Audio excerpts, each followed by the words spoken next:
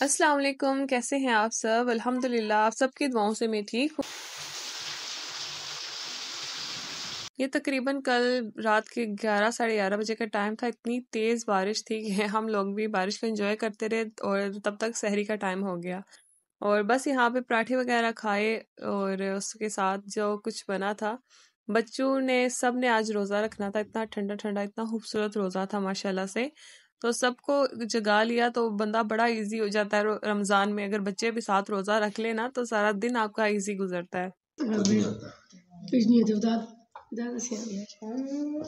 वैसे भी बच्चों को हम अगर इस एज से रोज़े की आदत डालें ना, इनके दिल में रमज़ान के लिए एक आदत डाल देना तो बहुत ही बेहतर होता है। आपके बच्चे आगे जाके भी इस चीज़ में उनको एक आदत पड़ी हुई होती है ना, और वो इस चीज़ को इतना ज़्यादा वो नहीं लेते कि इनको रोज़े को छोड़ देना या कुछ इस तरह का। उसके बाद हेल्प भी मिल गई मुझे, सारे उठे हुए थे और सब ने बर्तन वगैरह रखे।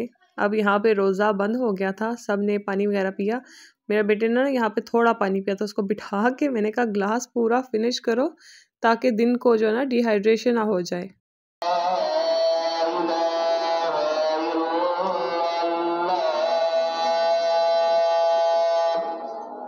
बस यहाँ पे रोज़ा वगैरह बंद करके मैं किचन में आ गई थी। मतलब किचन में आई नहीं थी अभी नमाज़ वगैरह पढ़ी थी, फिर कुरान पढ़ा था थोड़ी देर के लिए। उसके बाद मैं किचन में आ गई थी और किचन को साफ़ कर दिया था। मैं जो है ना रोज़े के बाद सोती नहीं हूँ, बाकी सब सो जाते हैं, मैं जाग रही होती हूँ क्योंकि मुझे बच्चों को स्कूल भेजना होता है और एक दफ़ा आप सोएँ फिर उठें, फिर सोएँ फिर उठें, उससे आपके सर में भी दर्द हो सकता है।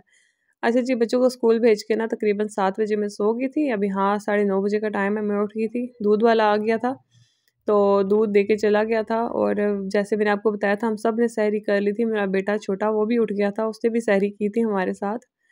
इस टाइम ना उसको भूख लग रही थी और उसने मेरे से शेक माँगा जो उसका बहुत ज़्यादा फ़ेवरेट है।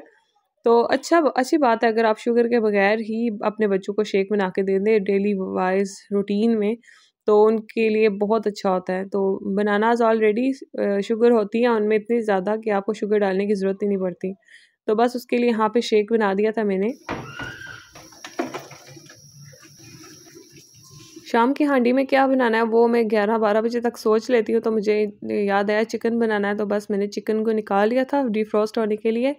और फिर जो है ना यहाँ पे हॉल में हम सहरी इफ्तारी करते हैं, तो यहाँ पे घड़ी की बहुत ज़्यादा ज़रूरत थी, वॉल क्लॉक की। तो एक मेरे पास पड़ी हुई थी, उसके अंदर सेल नहीं थे, तो मैंने वो उसके अंदर डाल दिए और टाइम सेट कर लिया। तकरीबन 11:30 बजे का टाइम था और बस इसको मैंने सेट कर लिया था।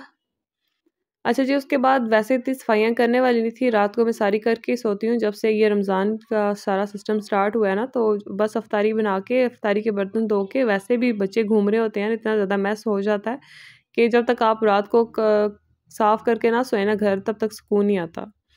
अच्छा, अब फ़िलहाल ना मैंने अपनी स्किन केयर शुरू की हुई है ना, और यहाँ पे ना मुझे अपना फ़ेस थोड़ा-सा ऑयली लग रहा था, तो मैंने जो थोड़ा-सा पाउडर लेके वो अपने फ़ेस पे लगा लिया ताकि वो जो चिपचिपाहट है ना आपके फ़ेस पे कुकिंग कर कर के वो ख़त्म हो जाए। अच्छा, मैं नीचे आ गई थी, मुझे यहाँ से कुछ चीज़ें चाहिए थी और साथ मुझे याद आया मेरे जो इंडोर प्लांट्स हैं उनमें पानी कितने दिनों से नहीं देने हुआ। बिज़ी इतने थे ना हम लोग, तो बस यहाँ पे आ गए थे नीचे में और पानी की बोतल भर ली थी और सारे प्लांट्स को पानी दे दिया था। पूरे घर को देखना रोज़ा रख के इतना मुश्किल हो जाता है ना, कुछ चीज़ें आप इतनी जल्दी भूल जाते हैं ना, कुछ चीज़ें आपके ज़हन में रहती हैं। तो बस कल मैं गुज़र रही थी और अपने प्लांट्स देखे थे ड्राई, तो मैंने कहा आज मुझे बैठे-बैठे याद आ गई और साथ मुझे चीज़ें भी चाहिए थी नीचे वाले किचन से, तो मैं नीचे आ गई थी। यहाँ पे मेरे बच्चों के सपारे वगैरह की चीज़ें पड़ी होती हैं जो ऊपर से आके बस यहाँ से पहनते हैं और यहीं पे सपारे वगैरह रख लेते हैं, ऊपर नहीं लेके जाते। तो वो भी मैं सेट करके रख रही थी और उनको बताऊँगी आज के इनको ना अच्छे से सेट करके रखा करें। तो पानी वगैरह ले लिया था, अब मैं किचन में आ गई थी, यहाँ से मुझे ज़मज़म का पानी चाहिए था, जो मैं इफ्तारी के टेबल पे जो है ना रखूँगी, और उसके लिए मुझे एक गोल्डन कलर की प्लेट चाहिए थी और छोटे-छोटे ग्लासेस चाहिए थे, दो जो यहाँ पे पड़े हुए थे। क्योंकि इतना ज़्यादा सामान हम एक ही किचन में नहीं घुसा सकते, 3 किचन है मतलब एक घर में, तो बस सामान जो है ना वो डिवाइड किया हुआ है।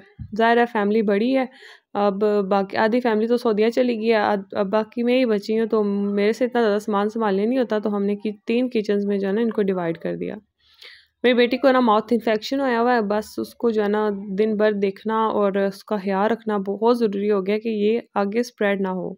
तो बस यहाँ पे बच्चे स्कूल से जब आए थे तभी मैंने इनको खाना वगैरह दे दिया था, कपड़े वगैरह चेंज कर लिए थे थोड़ी देर रेस्ट करवाया था। अब मैं इनको जो है ना कुरान क्लास के लिए रेडी कर रही हूँ, जो ये घर के पास ही जाके लेंगे। मेरे बेटे का आज रोज़ा था और उसके लिए ना थोड़ा मुश्किल हो रहा था। अभी मामा स्कूल से वापस आए हैं, थोड़ा रेस्ट करने दो। फिर मैं कहा कि आगे इतनी ज़्यादा छुट्टियाँ हो गई हैं, अब रमज़ान पूरा वेट तो नहीं कर सकती ना कि मैं आपकी छुट्टियाँ करवाती रहूँ और फिर जो है ना रोज़े ख़त्म हो तो फिर ही आपको भेजूँ। तो थोड़ा-सा जो है ना अपने आप को स्ट्रॉन्ग बनाओ।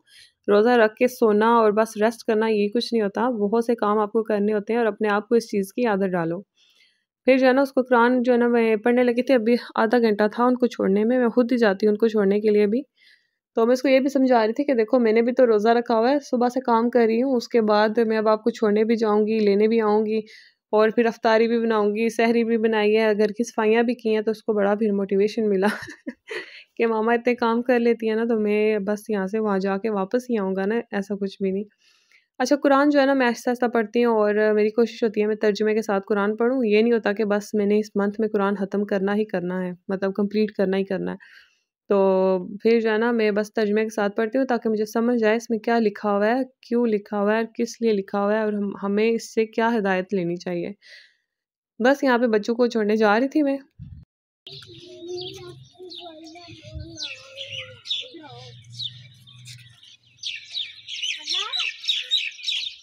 अच्छा, जब मैं छोड़ के वापस आ रही थी ना, तो मेन डोर के साथ ही हमारा गार्डन है, तो मुझे नज़र आया कि फ्रेश चीज़ें लगी हुई हैं। उतार के चली जाऊँ, फिर मेरे से नीचे नहीं आने होगा, बड़ी मुश्किल होती है सीढ़ियाँ चढ़ना और फिर उतरना। तो बहुत ही मुश्किल से मैंने मैनेज किया हुआ है, पर करना पड़ता है। तो मैंने यहाँ से सारी फ्रेश चीज़ें ले ली पकौड़ों के लिए। चटनी तो ऑलरेडी मैंने बना के रखी हुई है, यहीं से उतार के सारी चीज़ें मैंने फ्रीज़ की हुई थी।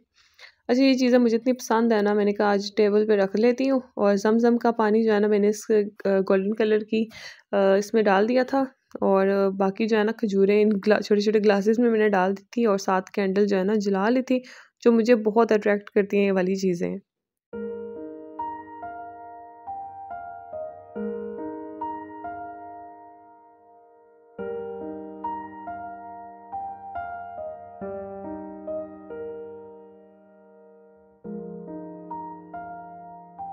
तो मैंने कुरान भी पढ़ लिया था। अब असर की नमाज़ पढ़ के मैं किचन में आ गई थी, क्योंकि पहले दिन मैं बहुत जल्दी आ गई थी किचन में।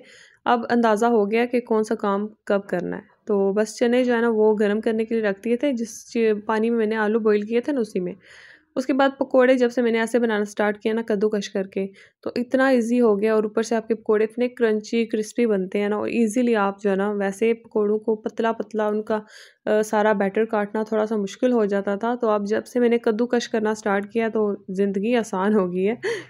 अच्छा, बस यहाँ पे जो है ना ग्रीन जितनी भी चीज़ें मैं उतार के लाई थी नीचे से, ग्रीन अनियन था, ग्रीन गार्लिक था, उसके बाद पुदीना था, हरा धनिया था और हरी मिर्चें थी। ये सारी चीज़ें जो है ना मैंने इसके अंदर डाल दी पकौड़ों के अंदर, और बाकी जितने मसाले हैं वो इसके अंदर डाले। मेरी एक सब्सक्राइबर ने पूछा था कि वीडियो के स्टार्टिंग में जो आप साउंड ऐड करती हैं वो कैसे करती हैं? तो कैपकट में जो है ना साउंड्स के आपको दिए गए होते हैं ऑप्शन, बस याद रखें और कोशिश करें कि थोड़े से जो है ना धीमे से यूज़ करें।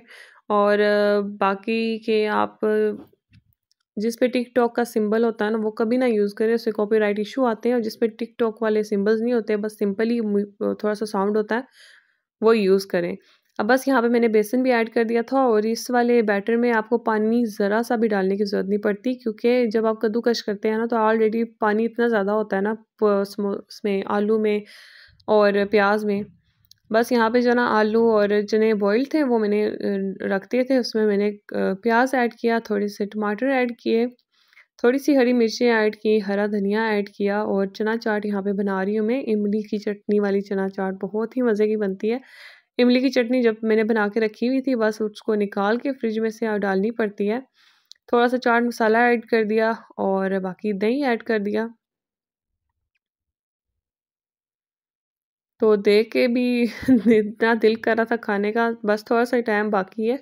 अच्छा जी, उसके बाद इसमें मैंने ऐड कर दिया था थोड़ा-सा इमली की चटनी, और हमारी जो चाट है ना वो भी रेडी हो चुकी थी।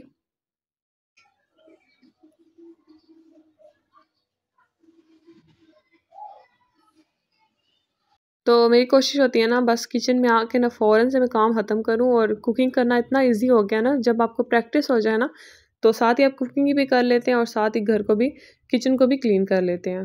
और बस यहाँ पे मैंने रूह अफ़ज़ा बना लिया। तो उसके बाद यहाँ पे फ्रूट चाट बना रही हूँ, जिसमें मैंने आधे गिलास में टैंग डाल के और फिर आलूबुखारे की चटनी डाल के थोड़ा सा चाट मसाला डाल के खट्टी मीठी सी चाट रेडी कर ली थी। अच्छा जी, आज बच्चों का पहला रोज़ा है ना, तो भाई जो है ना वो बहुत सी चीज़ें ले आए थे और मैंने कहा मुझे बता देते, मैं घर पे ना बनाती। तो वो मिठाई ले आए थे, उसके बाद कचौरियाँ ले आए थे, समोसे ले आए थे, रोल समोसे ले आए थे। तो मैंने भी घर पे बहुत कुछ बना लिया था। ख़ैर रात तक ख़त्म हो जाएगा सब कुछ, बच्चे लगे रहते हैं थोड़ी-थोड़ी देर के बाद। अच्छा, उसके बाद ना मेरा भाई ने बोला शेक बनाएँ, तो भी बहुत ज़्यादा टाइम हो गया था, इतना टाइम नहीं था। तो मेरे बेटे ने कहा मम्मा आप बाकी काम करें और मैं जो है ना वो शेक बना लेता हूँ। और इसको भी आदत है मेरी तरह, इसने भी कपड़ा पकड़ा हुआ है कि साथ-साथ साफ़ कर रहा था। उसको पता है ज़रा सा भी शेल्फ़ गंदा हुआ ना तो मामा ने डाँटना है।